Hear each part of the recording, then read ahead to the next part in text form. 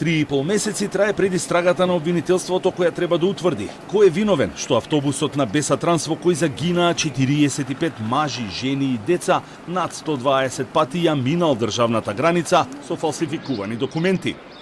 Обвинение нема, а собственикот Беким Хаџију е достапен, соопштија денес од обвинителството. Дали Хаџију е во Македонија, нема одговор, а на неговиот телефон одговори маж кој тврдеше дека е погрешен број. Во тек е предистражна постапка во рамките на која интензивно се прибираат вербални и материјални докази.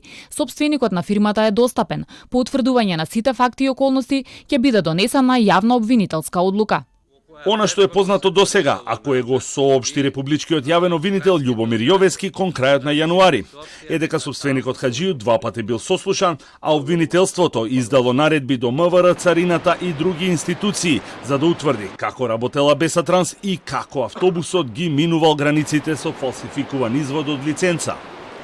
Надлежните потврдија дека автобусот на Бесатранс во кој загинаа 45 патници во периодот од октомври 2020 година па се до трагедијата на автопатот Струма во Бугарија на 23 ноември минатата година над 120 пати излегол од државата преку граничните премини Девебајр, Блаце, Ќафасан и Делчево, секогаш приложувајќи фалсификуван извод од лиценца. Цариниците не реагирале. Автобусот го нема ни во електронската евиденција дека на 18 ноември, 5 дена пред трагедијата, ја напуштил државата.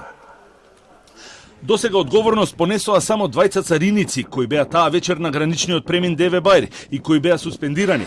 За нивниот раководител царината најави мерки за санкционирање, а на Бесатранс по неколку неуспешни обиди за увид од инспекторатите и беа одземени лиценците за превоз на патници и вршење на туристичка дејност. Обвинителството во Бугарија пак на 25 јануари ја затвори истрагата за трагедијата и вината ја лоцираше кај возачот кој го управувал автобусот со несоодветна брзина за условите на патот и затоа ја загубил контролата. Бугарските обвинители заклучија и дека нема причинско-последична врска меѓу несреќата и патната сигнализација, но посочија дека ознаките на автопатот очигледно не ги исполнувале условите и во меѓувреме се поставени нови.